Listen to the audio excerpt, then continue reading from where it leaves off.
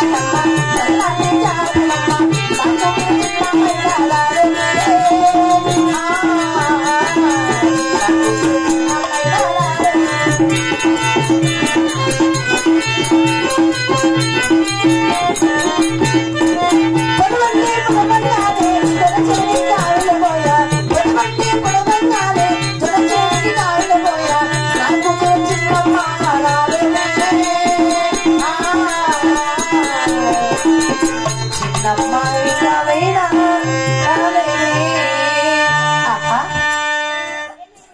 కూతురు చిన్నమ్మ చిన్న చేని కావిలో పోయినది కదా, అక్కడ వచ్చేది నా కుమార్తె కదా.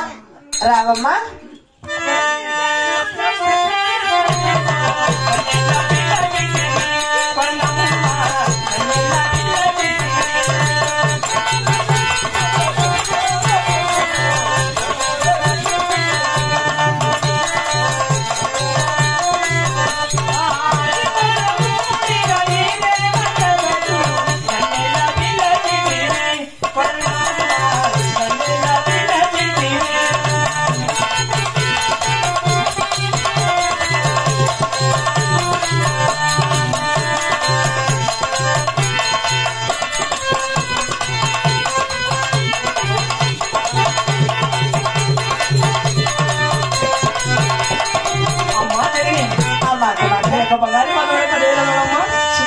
చల్లగా నూనెలు వద్దమ్మా.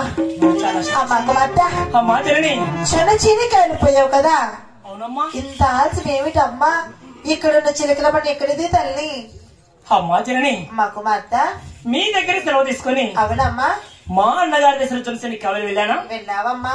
అందు గిరమ 16 గిరమ తిరిగాను. అవును తల్లి. కుడి చేతస్తంతో గోవల తోలాను. అవునమ్మా. ఎడమ చేతస్తంతో ఎగర తోలాను. అవును తల్లి. కేకలేసి గోవలతో ఆనందపడ్డాను. అయినను ఎక్కడైనా నేను ఆడుకోవడానికి వెళ్ళంతకన్నా కూడా మూడు కాకపోయినమ్మా. అవునమ్మా. అవునమ్మా.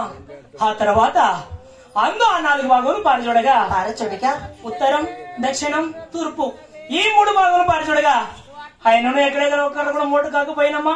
అవునా తల్లి.